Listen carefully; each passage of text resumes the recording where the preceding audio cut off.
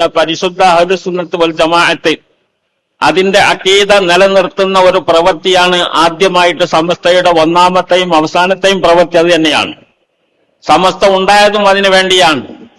നബി സല്ലല്ലാഹു അലൈഹി വസല്ലമ അള്ളാഹുവിന്റെ ദീൻ ഇവിടെ പ്രഖ്യാപിച്ചു. ഇന്ന ദീന ഇൻദല്ലാഹിൽ ഇസ്ലാം, അള്ളാഹുവിന്റെ മതം ഇസ്ലാമാണ് എന്ന് പറഞ്ഞാൽ മനുഷ്യനെ സൃഷ്ടിച്ച അള്ളാഹു, ലോകം സൃഷ്ടിച്ച അള്ളാഹു മനുഷ്യന് വേണ്ടി മാത്രം ഒരു നിയമം കൊടുത്തു. മറ്റുള്ള ജീവികൾക്കൊന്നും ഒരു നിയമവുമില്ല. അവർക്ക് പ്രകൃതി നിയമം, അത് പ്രകൃതി അനുസരിച്ച് അവർ ജീവിച്ചു കൊള്ളണം. എന്നാൽ മനുഷ്യനെ സംബന്ധിച്ചിടത്തോളം അവൻ എങ്ങനെ എന്തൊക്കെ ചെയ്യണം ചെയ്യാതിരിക്കണം എന്നുള്ള കാര്യങ്ങളൊക്കെ വളരെ വ്യക്തമായി ഒരു നിയമാവലി അവന് നൽകിയിട്ടുണ്ട്. ആ നിയമാവലി ഇവിടെ നൽകാൻ അള്ളാഹു സംവിധാനിച്ച സംവിധാനം ഗ്രന്ഥങ്ങളുണ്ട്. അതോടുകൂടെ തന്നെ അത് പ്രചരിപ്പിക്കാനുള്ള ആളുകളെ, പരിശുദ്ധാത്മാക്കളായ ആൾക്കാരെ അള്ളാഹു തആല തെരഞ്ഞെടുത്തു. അതാണ് അമ്പിയാക്കൾ, പ്രവാചകന്മാർ. ആ പ്രവാചകന്മാർ മുഖേനയാണ് ദീൻ ഇവിടെ നടത്തിയത്, ഇസ്ലാം ഇവിടെ നടത്തിയത്.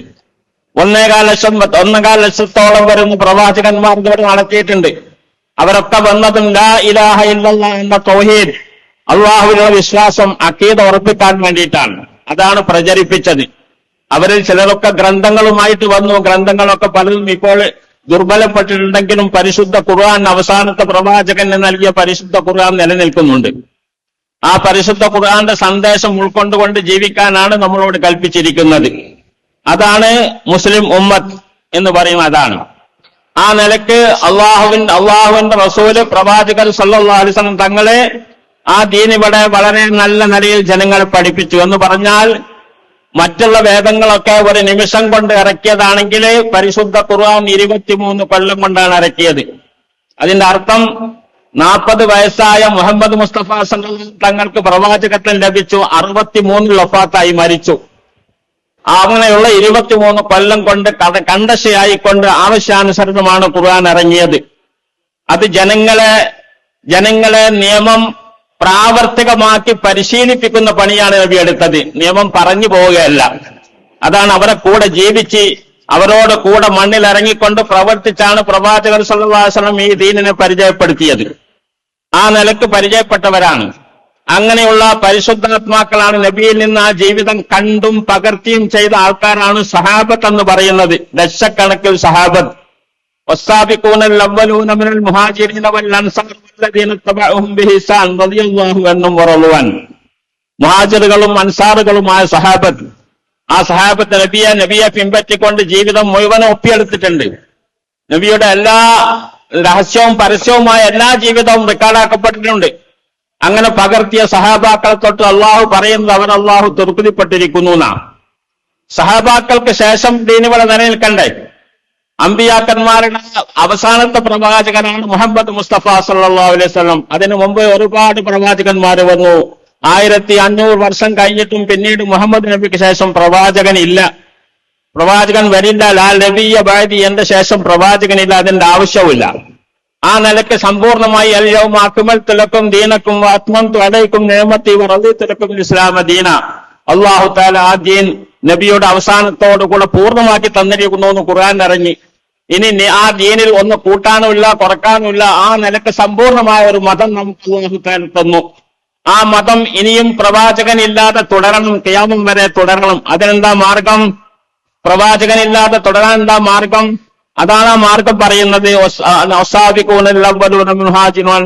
എന്റെ സഹാബത്ത് എന്റെ ജീവിതം പകർത്തിയവരാണ്. എനിക്ക് ശേഷം നിങ്ങൾ അവരെ കണ്ടു പഠിക്കണം. അവരെ നിങ്ങൾ കണ്ടു പഠിച്ചാൽ എന്നെ കണ്ടു പഠിക്കുന്നതിന് ഫലം തന്നെയാണ്. എന്നെ പിൻപറ്റിയാൽ എന്നെ പിൻപറ്റിയതുപോലെ തന്നെയാണ് അവരെയാണ് നിങ്ങൾ പിൻപറ്റേണ്ടത്. വല്ലദീന തബഅഹും ബിഹിസാൻ. പിന്നീട് അവർക്ക് ശേഷം പിന്നീട് വരുന്ന തലമുറ ഈ ജീവിതമാർഗം ശീലിച്ച് അത് അനുഭവിച്ച് അത് ജീവിതത്തിൽ പകർത്തിയ താബിഈങ്ങൾ, അനുഗാമികൾ, അതിനുശേഷം വന്ന അങ്ങനെ കാലക്രമേണ ഏതോ കാലഘട്ടത്തിലും വരുന്ന ആൾക്കാർ ഈ നല്ല മാർഗം സ്വീകരിച്ചു കൊണ്ടുവന്ന നബി പഠിപ്പിച്ച ആ മാർഗം, ചര്യയും സ്വഭാവമൊക്കെ ജീവിതത്തിൽ പകർത്തിക്കൊണ്ട് ജീവിച്ച് കാണിച്ചു തന്ന ആ തലമുറകൾ ഓരോ കാലഘട്ടത്തിലും ഉണ്ടായിട്ടുണ്ട്. ഖൈറുൽ ഖുറൂനി ഖർനി സുമ്മല്ലദീന യലൂനഹും സുമ്മല്ലദീന യലൂനഹും സുമ്മല്ലദീന യലൂനഹും. എന്റെ നൂറ്റാണ്ടാണ് ഏറ്റവും നല്ല നൂറ്റാണ്ടെന്ന് പ്രവാചകൻ സല്ലല്ലാഹു അലൈഹി വസല്ലം.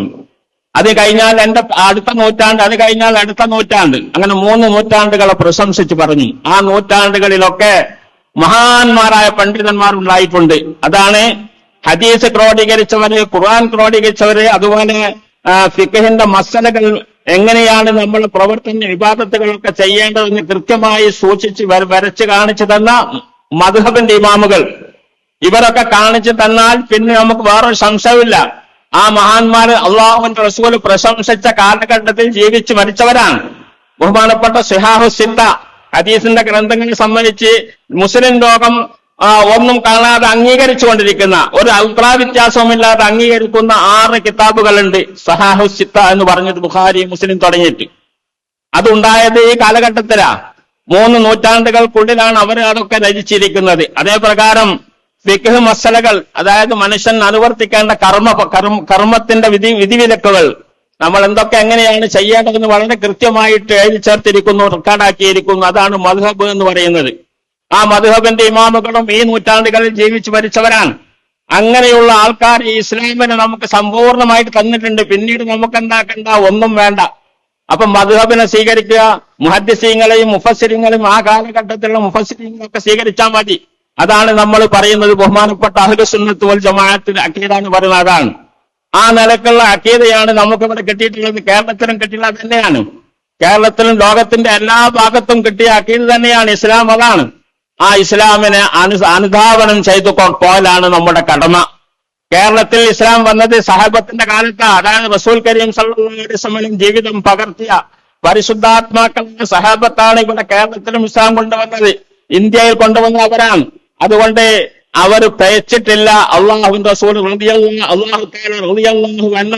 അള്ളാഹു അവരെ തൊട്ട് തൃപ്തിപ്പെട്ടിരിക്കുന്നു, അവർ അള്ളാഹുവിനെയും തൃപ്തിപ്പെട്ടിരിക്കുന്നു എന്ന് ഖുർആൻ സാക്ഷീകരിച്ച മഹത്തുക്കളാണ് അവർ കൊണ്ടുവന്ന ദീനിൽ ഒരു കലർപ്പുമില്ല. നമ്മൾ അനുവർത്തിച്ചു വരുന്നത് അവർ കൊണ്ടുവന്ന ദീനാണ്. ഈ കാലത്തും മൗലിദ്, റാത്തീബ്, അതുപോലെ മരിച്ച അടിയന്തരങ്ങളിൽ തറാവീഹ് നിസ്കാരം, ജുമാ ജമാഅത്ത് തുടങ്ങിയ കാര്യങ്ങളിലൊക്കെ അവരെന്താണോ നമ്മളെ പഠിപ്പിച്ചു തന്നെയാണ് ഇപ്പോൾ നടക്കുന്നത്. അതാണ് സുന്നത്ത് ജമാഅത്തിന്റെ വിശ്വാസവും പ്രവർത്തനവും. അതാണ് നമ്മൾ മനസ്സിലാക്കേണ്ടത്. പിന്നെ എവിടുന്ന് അത് പഴച്ചത്? എവിടെയും പഴച്ചിട്ടില്ല. അവരനുധാവനം ചെയ്തു വരുന്ന പണ്ഡിതന്മാർ എക്കാലത്തുണ്ടായിട്ടുണ്ട്. സുന്നത്ത് ജമാഅത്തിന്റെ പണ്ഡിതന്മാർ എന്ന് പറയുന്ന അവരാണ്. റസൂൽ കരീം സല്ലല്ലാഹു അലൈഹി വസല്ലം പറഞ്ഞു, എന്റെ കാലശേഷം എന്റെ സമുദായം പിളരും. എത്രത്തോളം എന്ന് വെച്ചാൽ യഹൂദികളെ 71 പിളർന്നെങ്കിൽ നസാറാക്കൾ 72 പിളരും.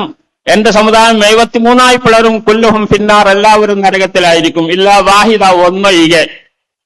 അപ്പൊ സഹാബത്ത് ചോദിച്ചു, മൻഹും യാ റസൂലല്ലാഹ്, ആ ഒന്നാരാണ് നബി എന്ന് ചോദിച്ചപ്പോൾ, മാ അന അലൈഹി വഅസ്ഹാബി, ഞാനും എന്റെ സഹാബത്തും ഏതൊരു നിലക്കാണോ ജീവിച്ച് കാണിച്ചു തന്നത് ആ ജീവിത പദ്ധതി, ആ ശൈലി ഉൾക്കൊള്ളുന്നവരാണ് രക്ഷയുടെ ആൾക്കാർ, ബാക്കിയുള്ളവരൊക്കെ ശിക്ഷയുടെ ആൾക്കാരാണെന്ന് പറഞ്ഞു. അതാണ് നമ്മൾ മനസ്സിലാക്കേണ്ടത്. അത് എക്കാലത്തും ഉണ്ടായിട്ടുണ്ട്. എന്നാൽ നമ്മുടെ കേരളത്തെ സംബന്ധിച്ചിടത്തോളം അങ്ങനെ ഒരു ഫിത്നയും ഉണ്ടായിരുന്നില്ല. സഹാബത്ത് കൊണ്ടുവന്ന ദീനെ ഒരു 14 നൂറ്റാണ്ട് നമ്മൾ എന്താക്കി ഇവിടെ കഴിഞ്ഞുകൂടാൻ അഭിപ്രായ വ്യത്യാസവും ഇല്ലാതെ. പിന്നെ അങ്ങനെയാണ് 1922 ശേഷമാണ് വഹാബി എന്ന് പറയുന്ന പ്രസ്ഥാനം ഉണ്ടായത്. വഹാബികൾ അവരാണ് ഇവിടെ ഫിത്ന ഉണ്ടാക്കിയത്. KM മൗലവിയുടെ നേതൃത്വത്തിലുള്ള വഹാബി സംഘം നമ്മൾക്ക് ഇവിടെ ഫിത്നയുണ്ടാക്കി. ആ ഫിത്നയുണ്ടാക്കി എന്ന് മാത്രമല്ല, നമ്മളെ ഒക്കെ മുശ്രിക്കുകളാക്കി, ബഹുദൈവ ആരാധകരാക്കി. സുന്നികളൊക്കെ അവരുടെ എല്ലാ പ്രവർത്തനങ്ങളും, ഇത്തരം പ്രവർത്തനങ്ങൾ, മഹാന്മാരെ ആദരിക്കലും അതുപോലെ ഇമാമിനെ തക്ലീദ് ചെയ്യുക തുടങ്ങിയ കാര്യങ്ങളൊക്കെ ശിർക്കാണ്, അത് പാടില്ലാത്തതാണ്, ഞങ്ങളൊക്കെ മുശ്രിക്കുകളാണെന്ന് അവർ പറഞ്ഞു. അതാണ് ചെയ്തത്. അത് ചെയ്തപ്പോഴാണ് 1926 സമസ്ത ഉണ്ടാക്കേണ്ടി വന്നത്. സമസ്ത കേരള ജംഇയ്യത്തുൽ ഉലമ അവരുടെ അബദ്ധചടിലമായ എല്ലാ പ്രസംഗങ്ങളും അവരുടെ എല്ലാ അഖീദകളൊക്കെ മാറ്റിത്തിരുത്തി ബഹുമാനപ്പെട്ട റസൂൽ കരീം സല്ലല്ലാഹു അലൈഹി വസല്ലം കാണിച്ചു തന്ന സഹാബത്തിൽ കൂടെയും താബീങ്ങളിൽ കൂടെയും നമുക്ക് കിട്ടിയ ആ പാരമ്പര്യം, ആ പൈതൃകം കാത്തു സൂക്ഷിക്കാൻ വേണ്ടിയിട്ട് സമസ്തയുടെ ഉലമാക്കൾ ഉണ്ടാക്കിയ ഒരു സംഘടനയാണ് സമസ്ത കേരള ജംഇയ്യത്തുൽ ഉലമ. അതിന്റെ ലക്ഷ്യം അതാണ്.